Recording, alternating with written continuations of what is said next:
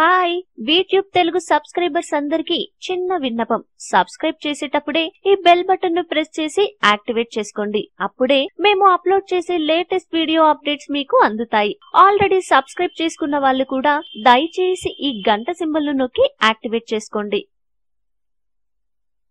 ఇటీవలి కాలంలో మనందరి వ్యక్తిగత కార్యకలాపాలు ఫేస్బుక్ తోనూ ముడిపడి ఉంటున్నాయి. ఫేస్బుక్ తో ఏదో ఒక సమయంలో గడపకుండా రోజు గడవట్లేదు. వ్యక్తిగతమైన అప్డేట్స్ ఇచ్చే దగ్గర నుంచి సమాచారం తెలుసుకునే వరకు FBనే వేదికగా చేసుకుంటున్నారు. ఈ క్రమంలో మనకు ఫ్రెండ్ లిస్ట్ లో యాడ్ అయ్యేవారు అవుతుంటే మనమంటే ఇష్టం లేకనో, మన అప్డేట్స్ ఇబ్బంది పెడుతున్నాయనో, లేక మనోభావాల సమస్యతోనో బ్లాక్ చేయడం జరుగుతోంది. కానీ ఎవరు బ్లాక్ చేశారో తెలుసుకోవడం కాస్త కష్టమైనా అసాధ్యం మాత్రం కాదు. మిమ్మల్ని ఎవరు బ్లాక్ చేశారో తెలుసుకోవడానికి ఈ టిప్స్ ఫాలో అవ్వండి. ముందుగా మీ ఫేస్బుక్ మెసెంజర్ లోకి వెళ్ళండి. మిమ్మల్ని ఎవరైతే బ్లాక్ చేశారనిపిస్తుందో వారితో ఎప్పుడైనా చాట్ చేశారేమో చూడండి. ఆ వ్యక్తికి మరోసారి మెసేజ్ చేసి చూడండి. ఒకవేళ మీకు the person is not receiving messages from you right now అనే మెసేజ్ డిస్ప్లే అయితే ఆ వ్యక్తి మిమ్మల్ని బ్లాక్ చేసినట్టే. మీకు ఎవరి మీదైతే అనుమానం ఉందో ఆ వ్యక్తి ప్రొఫైల్ పిక్చర్ ని చూడండి. ఒకవేళ మీకు ఆ వ్యక్తి ప్రొఫైల్ పిక్చర్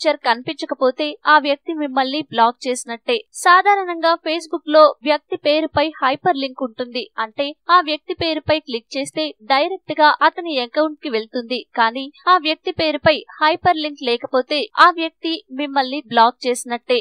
ఫేస్బుక్ సెర్చ్ లో మీకు ఎవరి మీదైతే అనుమానం ఉందో ఆ వ్యక్తి పేరు సెర్చ్ చేసి చూడండి. ఒకవేళ అతని ప్రొఫైల్ మీకు కనిపించకపోతే ఆ వ్యక్తి మిమ్మల్ని బ్లాక్ చేసినట్టే. మీకు ఎవరి మీదైతే అనుమానం ఉందో ఆ వ్యక్తి ప్రొఫైల్ ని సెర్చ్ చేయమని మీ ఫ్రెండ్స్ లో ఎవరికైనా చెప్పండి. ఒకవేళ వారికి ఆ వ్యక్తి వచ్చి మీకు రాకపోతే ఆ వ్యక్తి మిమ్మల్ని బ్లాక్ చేసినట్టే. ఇక చివరిగా ఫేస్బుక్ సెట్టింగ్స్ లోకి వెళ్ళండి. అక్కడ మీకు ఎవరి మీదైతే అనుమానం ఉందో ఆ వ్యక్తి పేరు టైప్ చేసి చూడండి. అక్కడ అతని పేరు ప్రత్యక్షమైతే మిమ్మల్ని ఆ వ్యక్తి బ్లాక్ చేసినట్టే. ఈ వీడియో మీకు నచ్చితే లైక్ చేయండి, అందరికీ షేర్ చేయండి, కానీ సబ్స్క్రైబ్ చేయడం మాత్రం మర్చిపోకండి.